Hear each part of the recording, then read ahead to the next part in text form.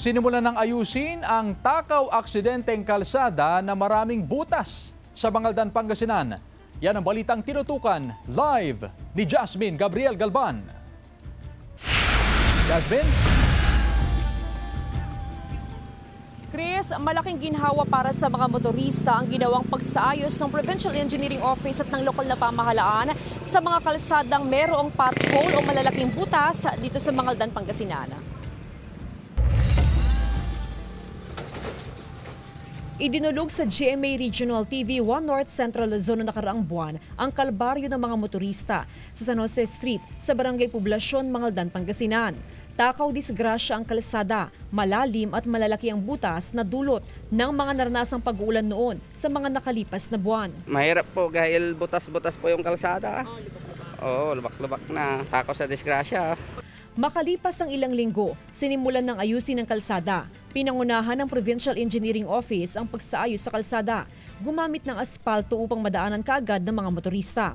Manual patching ang ginawa o mano-manong pagsasaayos sa mga bahagi ng kalsada na lubak-lubak at may malalalim na butas.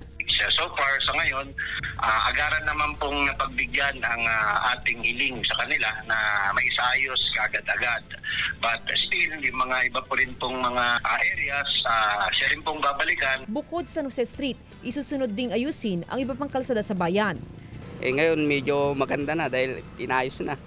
Dinadaanan bilang bypass road ng mga sasakyan ng San Jose Street. Panawagan ng lokal na pamahalaan sa mga motorista na mag-antabay sa mga ilalabas pang abiso kaugnay sa mga kalsadang sunod na isa sa ilalim sa rehabilitasyon.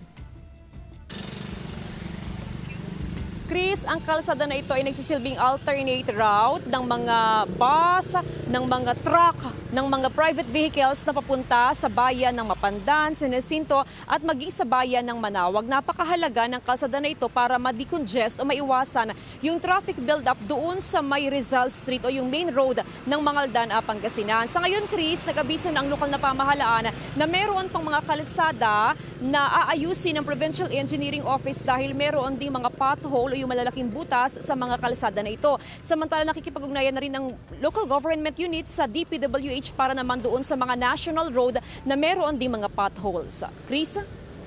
Maraming salamat, Jasmine Gabriel Galban.